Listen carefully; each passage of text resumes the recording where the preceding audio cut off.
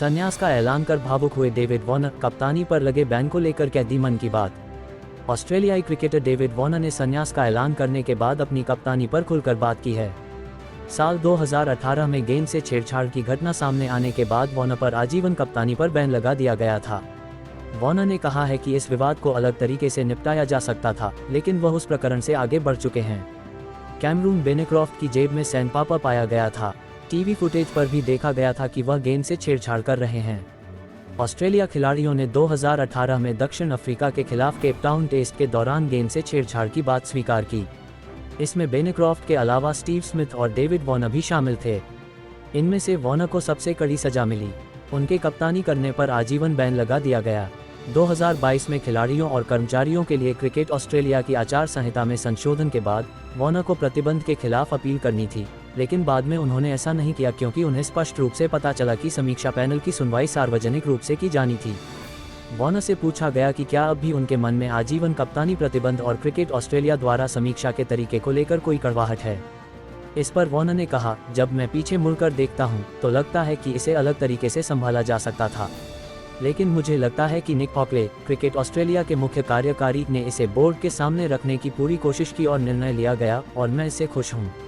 इस सप्ताह अपने टेस्ट करियर की समाप्ति के साथ साथ वनडे क्रिकेट से संन्यास की घोषणा करने के बाद वार्नर ने कहा, मैं उससे आगे बढ़ चुका हूं।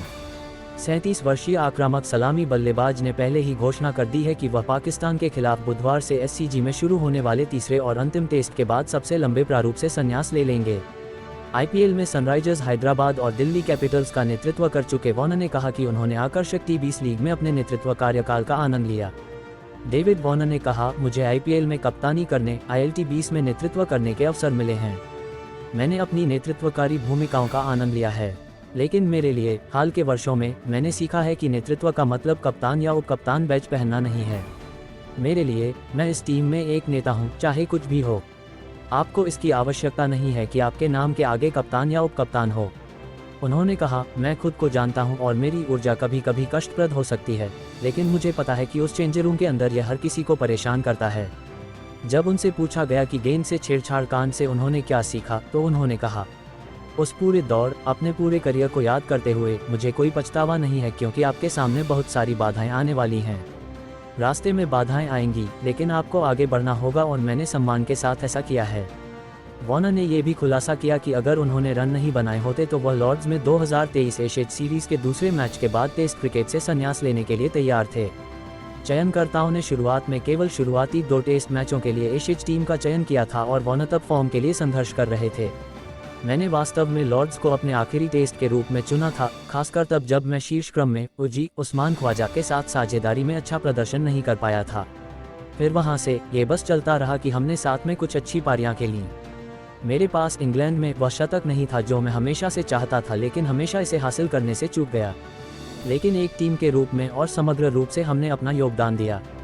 इस अंत को प्राप्त करना अद्भुत है, लेकिन यह मेरे बारे में नहीं है, ये हमारे बारे में है। हमने सीरीज पाकिस्तान के खिलाफ जीती है, लेकिन 3-0 से जीतना और यहाँ एससीजी में व्हाइट वॉश करना टीम के लिए बहुत अच्छी बात होगी। हम इस तथ्य को नज़रअंदाज नहीं कर सकते कि यह टीम पिछले 18 महीनों में कितना अच्छा खेल रही है। भारत में 50 ओवर के विश्व कप की जीत के बारे में उन्होंने कहा, भारत में जीतना, जहां हम थे वहां से जीतना बिल्कुल आश्चर्यजनक था। टीम के अंदर सब कुछ बहुत शांत और आरामदायक है। हम अपनी सर्वश्रेष्ठ क्षमता के अनुसार प्रशिक्षण लेने के लिए खुद को तैयार करते हैं। कभी भी कोई अतिरिक्त दबाव नहीं होता है। जब हम भारत में विश्व कप में लगातार 2 गेम हार गए तो एक दूसरे के साथ संबंध मजबूत हो गए। यह कोई संयोग नहीं है कि हम वहां पहुंचने में सक्षम थे जहां हम थे।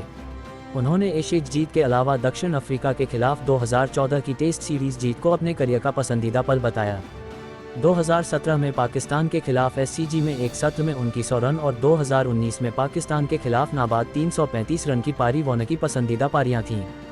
उन्होंने अपने करियर में सबसे कठिन गेंदबाज के रूप में दक्षिण अफ्रीका के पूर्व तेज गेंदबाज डेल स्टेन को चुना। वार्नर ने यह भी संकेत दिया कि निकट भविष्य में राष्ट्रीय टीम के और भी साथी संन्यास ले सकते हैं।